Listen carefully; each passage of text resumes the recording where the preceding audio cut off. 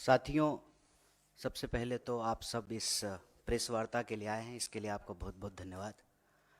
जैसा कि आपको विनीत जी ने बताया, आज हम लोग एक बहुत ही गंभीर और संवेदनशील विषय पर यह प्रेस वार्ता कर रहे हैं। आप में से बहुत सारे साथियों को यह जानकारी मिली होगी कि रूस में 20 नौजवानों को, भारतीय नौजवानों को बंधक बना करके रखा गया है। बंधक क्यों बना करके रखा गया है? क्योंकि हमारे देश में युवाओं के लिए मृतकाल चल रहा है। देश में तो नौजवानों के लिए मृतकाल चल ही रहा था। जिन नौजवानों को रोजगार नहीं मिल रहा है, अब विदेशों में भी भारतीय नौजवानों के लिए मृतकाल शुरू हो गया है। रोजगार के बड़े बड़े दावे किए गए। सरकार ने कहा कि हम हर साल 2 करोड़ नौकरी देंगे। अगर हर साल देश में 2 करोड़ नौकरी दी जाती तो शायद ये स्थिति पैदा नहीं होती। आप जानते हैं कि रूस के पास परमानेंट आर्मी नहीं है, ठेके पर आर्मी है। हमारे देश में भी जो है ठेके पर अग्निपथ योजना लाई गई है, ठेके पे जवानों को बहाल किया जाएगा। और वहां पर जबरदस्ती भारतीय नौजवानों को एक तरीके से बंधक बना करके रखा गया है। उसमें से सिविलियन वर्क में गुजरात का एक नौजवान, नोट कीजिएगा, गुजरात मॉडल, गुजरात का एक नौजवान, उसकी दुखद मौत हो गई है। और इस संवेदनशील विषय पर चारों तरफ चुप्पी है। होता है ना कि मोबाइल में एक वाइब्रेशन मोड होता है और एक साइलेंट मोड होता है। तो जब प्रचार की बात आती है, फोटो आप का बात आता है, तो प्रचार मंत्री सक्रिय हो जाते हैं, वाइब्रेशन मोड ऑन हो जाता है। और देश से जुड़ा हुआ कोई विषय हो, नौजवान से जुड़ा हुआ कोई विषय हो, तो साइलेंट मोड पे चले जाते हैं। ये कितनी गंभीर विषय है कि देश में अगर देश के नौजवान अपने देश के लिए शहादत दे रहे हैं, जान दे रहे हैं, तो यह बात समझ में आती है कि यह देशभक्ति है। राष्ट्र के लिए जो है आप अपनी जान दे रहे हैं। दूसरे देश की लड़ाई में, दूसरे देश के वार में भारतीय नौजवानों को क्यों जाना पड़ रहा है? इसका एक सीधा संबंध यह है कि हमारे देश में जो नौजवानों के भविष्य के साथ खिलवाड़ किया जा रहा है, जिस तरह से बेरोजगारी का दंश उनको झेलना पड़ रहा है। और आप सब जानते हैं कि पिछले 10 साल में बेरोजगारी दर लगभग दोगुनी हो गई है। 45 साल में देश के इतिहास में इतनी बेरोजगारी कभी नहीं थी। लाखों पद केंद्रीय विभागों में खाली हैं और सरकारी जो क्षेत्र हैं, राज्य सरकार के अधीन जो आते हैं, उसकी तो हालत आप सब देख ही रहे हैं कि क्या हो रहा है। जब हमारी भारत जोड़ो न्याय यात्रा उत्तर प्रदेश से गुजर रही थी, तो इलाहाबाद विश्वविद्यालय का एक नौजवान आया और कहा, भैया जितना इस देश में लव लेटर लीक नहीं होता है, उससे ज्यादा उत्तर प्रदेश में क्वेश्चन पेपर लीक हो जाता है। मतलब नौजवानों की स्थिति यह है कि एक तरफ या तो भर्ती नहीं की जाती है, भर्ती की प्रक्रिया शुरू होती है तो प्रश्न पत्र लीक हो जाता है और पूरी की पूरी प्रक्रिया जो है वह न्यायालय के अधीन चली जाती है। और आप भर्ती की प्रक्रिया और उसमें होने वाले प्रश्न पत्र की तो अलग बात है। अभी आज आप लोगों ने देखा होगा कि उत्तर प्रदेश में बोर्ड के पेपर भी लीक हो गए हैं। ये जो देश के नौजवानों के साथ इतना बड़ा अत्याचार हो रहा है, और मैं आप सब लोगों से एक आंकड़ा साझा करना चाहता हूं। अभी से कुछ महीने पहले ही 1 घंटे से कम समय में 1 नौजवान आत्महत्या कर रहे थे देश में। अभी का आंकड़ा यह है कि 1 घंटे से कम समय में 2 नौजवान आत्महत्या कर रहे हैं। मतलब देश में रोजगार नहीं मिलेगा तो देश में आत्महत्या करने की स्थिति है। और रोजगार पाने के उद्देश्य से वॉर जोन में जाकर के, युद्ध क्षेत्र में, दूसरे देश की सेना में जबरदस्ती जो है बंधक बना करके नौकरी करवाने की स्थिति पैदा की गई है। और आप सब लोगों ने ये न्यूज भी शायद देखा होगा, अखबार के किसी कोने में आखिरी पृष्ठ पे होगा कि एक न्यूज और चली थी कि इजराइल में लेबर नहीं मिल रहा है इजराइल को, इसीलिए बहुत सारे माफिया देश में सक्रिय हो गए हैं अलग अलग राज्यों में। और जो हमारे देश के नौजवान हैं उनको एक तरीके से उनकी मजबूरी का फायदा उठा करके, और एक कहावत आप लोगों ने सुना होगा, मरता क्या ना करता, बहला फुसला करके, सपने दिखा करके कि विदेश में आपको नौकरी मिल रही है, देश के नौजवानों के साथ, उनके भविष्य के साथ खिलवाड़ किया जा रहा है। और इसी कड़ी में मैं एक बात और आपको जोड़ दूं, अपने बच्चों को, उनके भविष्य को बेहतर बनाने के लिए सपना देखने वाले जो माँ बाप हैं, पेट काट करके अपने बच्चों को पढ़ने के लिए बाहर भेजते हैं। और आए दिन यह खबर सुनने को मिलती है, फिर से अखबार के किसी आखिरी कोने में, कि कभी अमेरिका में जो है किसी नौजवान को किसी यूनिवर्सिटी में मार दिया गया है, भारतीय नौजवान को, कभी ऑस्ट्रेलिया में मार दिया गया है, कभी यूरोप के किसी कोने में मार दिया गया है। और इन सब के बीच दावा क्या किया जाता है? विश्व गुरु का। विश्व गुरु नहीं है गुरु, आप पक्का से ना विश्व गुरु हैं, और आप इस देश के नौजवानों के भविष्य में जहर घोल रहे हैं। और जिस तरह से देश में और विदेश में भारतीय नौजवानों की जान ली जा रही है, यह अपने आप में बहुत दुखद, चिंताजनक और संवेदनशील बात है। इसीलिए हमारा यह कहना है कि देश में तो नौजवानों के लिए मृतकाल चल ही रहा था, अब विदेश में भी भारतीय नौजवानों के लिए मृतकाल चल रहा है। इसी विषय पे आप सबसे बातचीत के लिए हम साथी यहाँ उपस्थित हुए हैं। आप सब लोगों ने धैर्यपूर्वक अपनी बात सुनी, बहुत बहुत धन्यवाद। और इस संबंध में जो भी आपके प्रश्न होंगे उसका हम यथासंभव उत्तर देने का प्रयास करेंगे। बहुत बहुत धन्यवाद। आपसे अनुरोध है कि इसी इशू पे जो भी प्रश्न है पूछिए, बहुत ज्वलंत मुद्दा है आपके प्रश्न का। उसमें जो आप बता रहे हैं 20 भारतीय नौजवानों को बंधक बनाया हुआ, क्या ये भी कॉन्ट्रैक्ट आर्मी में ही है वहां पर जहां पर बंधक बनाए हुए हैं? इस पे थोड़ा सा विस्तार से बताएं। देखिए, इसको हम लोग, इसके दो पहलू हैं। पहला तो कोई अपना घर बार छोड़ करके कहीं और काम करने के लिए क्यों जाता है, जब आपको अपने घर बार में रोजगार नहीं मिलता है। जैसे मैं बिहार से हूँ सर, हम लोगों को पढ़ने के लिए, इलाज कराने के लिए, हनीमून मनाने के लिए, काम करने के लिए, हर चीज के लिए बाहर जाना पड़ता है। क्यों? क्योंकि हमारे राज्य में अवसर नहीं है। ये सच बात है, वरना अपना घर बार छोड़ करके क्यों आएगा कोई? पंजाब का कोई व्यक्ति तो बिहार में जाकर के धान काट नहीं रहा है, बिहार का ही लोग जाकर के काट रहा है। तो पहला मसला यह है कि अपने देश में, इस देश के नौजवानों के लिए रोजगार नहीं है। यह सबसे प्रमुख बात है। दूसरा, फिर मरता क्या ना करता, जो काम मिल जाए सर। यही हमारी यूनिवर्सिटी के पीछे जो है बहुत सारी एम्बेसी है, लोग जो है रात को 2 बजे से लाइन लगाते हैं वीजा लगवाने के लिए। 2 बजे से 8.5 लाख लोगों ने जो है इंडियन पासपोर्ट छोड़ दिया है। कहते हैं कि जो है विश्व में डंका बज रहा है। 8.5 लाख लोगों ने जो है इंडियन पासपोर्ट छोड़ दिया है। फिर जहां जो काम मिल जाए, और ठेके पे बाहर में आर्मी में भर्ती की जाती है। हमारे देश में नहीं की जाती थी, अब की जाएगी, अभी इसकी शुरुआत हो गई है, तो की ही जाती है। इजराइल का मामला अलग है। इजराइल में आर्मी में नहीं, दूसरे काम के लिए, डिफेंस से रिलेटेड नहीं, बल्कि और दूसरे सिविलियन काम के लिए जो है भारतीय नौजवानों को अलग अलग कंपनियां जो है देश के अलग अलग शहरों में सक्रिय है।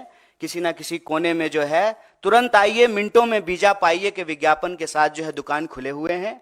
और भारतीय नौजवान जो है उसमें किसी तरीके से चाहते हैं कि हमको देश में कोई अवसर मिल नहीं रहा है, तो विदेश में कोई अवसर मिल जाए, वो उसके तहत जो है बाहर चले जाते हैं।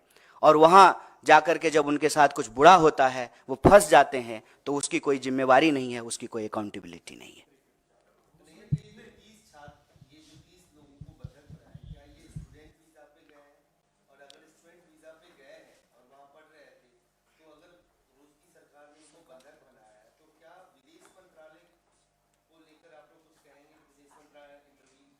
देखिए, अब इस बात का जवाब एक्चुअली हमारे सीनियर जयशंकर जी देते, विदेश मंत्री वो हैं, कि किस वीजा पे ये लोग गए हैं, सरकार का इस पे क्या स्टेटमेंट है।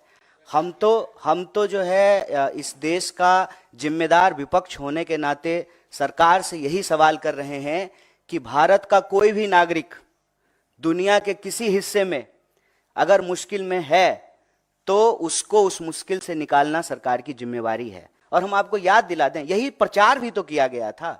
मुझे याद है, आप लोगों को भी याद होगा, उत्तराखंड में त्रासदी हुई थी और जो है मोदी जी के लिए बड़ा बड़ा प्रचार हुआ था, हर अखबार के पृष्ठ पे छपा था कि खुद से हेलीकॉप्टर चला करके गए हैं। नहीं, खुद से नहीं गए थे, मतलब हेलीकॉप्टर लेके गए हैं और गुजरातियों को निकाल करके ला रहे हैं। दुनिया के किसी कोने में कोई गुजराती को कुछ हो जाए तो मोदी जी पर्सनली जो है उसकी मदद करते हैं।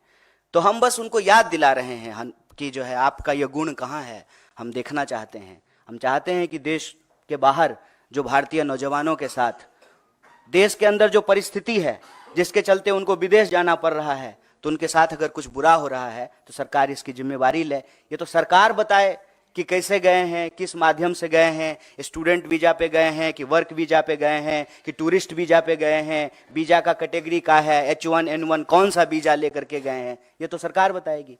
हम कैसे बता सकते हैं, हम तो विदेश मंत्री हैं नहीं। बेरोजगारी का आलम यह है कि अब तक की सबसे उच्चतम स्तर पे है। सरकार की तरफ से कल आंकड़ा भी ये सामने आया कि जीडीपी ग्रोथ जो है वो 8.4% हो गई है। क्या कहेंगे आप? 750 लोग जो है वो धन्ना सेठ हो गए हैं, अरबों खरबों में उनकी कमाई हो गई है, और किसान ने आत्महत्या कर लिया है 12,500। इसको कैसे देखते हैं? जीडीपी ग्रोथ हो रहा है, अच्छी बात है, विकास दर बढ़ रहा है, बहुत अच्छी बात है, लेकिन अगर बेरोजगारी दर बढ़ रहा है तो चिंता की बात है, महंगाई बढ़ रही है तो चिंता की बात है, नौजवानों की आत्महत्या दर बढ़ रही है तो चिंता की बात है, महिलाओं के ऊपर होने वाले अपराध अगर बढ़ रहे हैं तो चिंता की बात है, मजदूरों को अगर मजदूरी नहीं मिल रही है, EFO अपना ही पैसा, आपका अपना पैसा, आपकी कमाई का एक हिस्सा काट करके सरकार के खाते में आपने जमा किया है, और जब बेटी का शादी है, मकान बनाना है, बच्चा को पढ़ाना है, कहीं एडमिशन लेना है, तो PF का पैसा निकालने के लिए जा रहे हैं तो पैसा नहीं निकल रहा है। तो हम कह रहे हैं कि जो अच्छी चीज है वो अच्छी चीज है, जीडीपी बढ़ गया, बहुत बढ़िया बात है। हम बार बार यही सवाल पूछते हैं ना कि 5 ट्रिलियन की इकोनॉमी हो गई, शानदार, सुंदर, लेकिन 5 ट्रिलियन की इकोनॉमी हो गई तो ये 80 करोड़ लोग कौन है जो 5 किलो अनाज लेने के लिए खड़े हैं? तो धन कहां जा रहा है, किसके पास जा रहा है? आंकड़ा उठा करके देखिए, जीडीपी तो बढ़ रहा है, लेकिन हमारा जनरेशन जो है इतिहास में सबसे गरीब जनरेशन है। कोई एसेट्स नहीं खरीद पा रहा है, अगर कोई एसेट खरीद रहा है तो EMI पे खरीद रहा है। तो ये जीडीपी ग्रोथ किसका है, वो देखने की बात है ना। और इसमें कोई अंतर विरोधी बात तो है नहीं, ये तो और अच्छी बात है। तब तो सरकार अब ये बहाना नहीं लगाएगी कि हमारे पास पैसा नहीं है। तब तो हम कह सकते हैं ना कि जीडीपी ग्रोथ अगर 7.5% हो गया है तो फिर वो जो मांग है इस देश के विद्यार्थियों का कि शिक्षा पर जो खर्चा हो बजट का 10वां हिस्सा हो, तो 10वां हिस्सा बजट का आप एजुकेशन पे खर्च करने लगी। लेकिन आपको मालूम है कि इस बार के बजट में जो है एजुकेशन के ऊपर कटौती की गई है। तो पैसा अगर पैदा हो रहा है इकोनॉमी में तो जा किसके पास रहा है? ये बेरोजगारी क्यों बढ़ रही है, किसानों की आमदनी क्यों नहीं दुगनी हो रही है, MSP क्यों नहीं मिल रहा है? और आप सब पत्रकार साथी एक बात याद दिला दूं, लाडली का कितना प्रचार किए थे लाडला ने, लाडली कहां है? लाडली में पैसा मिलना बंद हो गया है। MSP पे जो वादे किए गए थे वो वादा तो छोड़ दीजिए। गुजरात के मुख्यमंत्री थे मोदी जी, तो प्रधानमंत्री मनमोहन सिंह जी को चिट्ठी लिख करके कहा था कि MSP दुगनी कर दीजिए। अब तो मनमोहन सिंह जी प्रधानमंत्री हैं नहीं, गुजरात के मुख्यमंत्री देश के प्रधानमंत्री बन गए हैं, तो MSP क्यों नहीं लागू कर दे रहे हैं, उसको कानूनी दर्जा क्यों नहीं दे रहे हैं? इसीलिए जो है किसान आंदोलन कर रहे हैं। नौजवानों की हालत देख लीजिए कि देश के किसी ना किसी कोने में भर्ती समय से हो, एग्जाम टाइम पे लिया जाए, प्रश्न पत्र लीक ना हो, देश के किसी ना किसी कोने में जो है नौजवान और विद्यार्थी आंदोलन कर रहे होते हैं। जीडीपी बढ़ा है, बहुत बढ़िया, लेकिन बेरोजगारी नहीं बढ़नी चाहिए।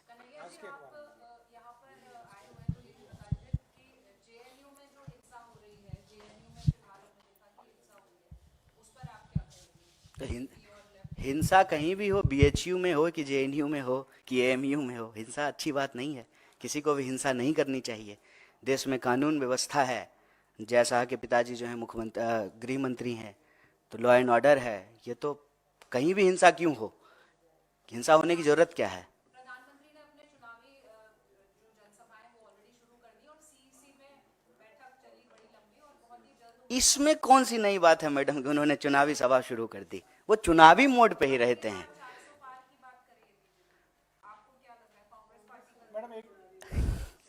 एक बात बताइए, अब की बार 400 पार अगर हो जाता तो एन केन प्रकारेण किसी को भी, आपको मालूम है बीजेपी ने आज किसको उड़ीसा में ज्वाइन कराया है? एक BJD का MLA जो भाजपा कार्यकर्ताओं के ऊपर गाड़ी चढ़ा दिया। एक तो मुझे नहीं मालूम कि आजकल के नेताओं को गाड़ी चढ़ाने का क्या शौक है। वो टेनी जी का बेटा किसानों पे गाड़ी चढ़ा दिया था।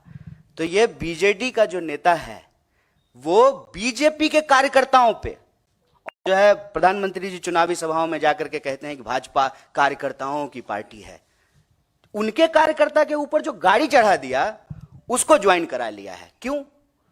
400 पार को लेकर के इतना कॉन्फिडेंट होते तो किसी भी स्तर पे जाकर के समझौता करते। अभी आपने देखा कि बिहार में जो है नीतीश कुमार को लेकर के क्या क्या बोलते थे, और अभी जो है सब एकदम सब बढ़िया एकदम स्वीट स्वीट सा हो गया है। तो मुझे नहीं लगता है, ये दावे हैं, सुनते हैं हम भी, आप भी सुनिए। कन्हैया जी, वो शायद सवाल ये था कि सीईसी की जो बैठक है, बीजेपी सत्ता में है, 400 पार की बात कर रही है, उनकी सीईसी की बैठक हो गई, पहली लिस्ट की तैयारी है, आप लोग विपक्ष में हैं, आपकी सीईसी कब होगी इसको लेके कोई क्लैरिटी नहीं है। अलायंस टीएमसी के साथ वेस्ट बंगाल में होगा नहीं होगा, इस पर ये भी चिंता संशय है बना आपको हुआ है। हमारी, बड़ा अच्छा लगा सुन करके। कांग्रेस कवर करते हैं ना, कितनी इसलिए चिंता आपसे करते सवाल हैं पूछ आप सकते हमारी, हैं। बहुत बहुत अच्छा लगा। आप लोग कितना चिंतित हैं हम लोगों के लिए, बहुत अच्छा लगा, बहुत धन्यवाद।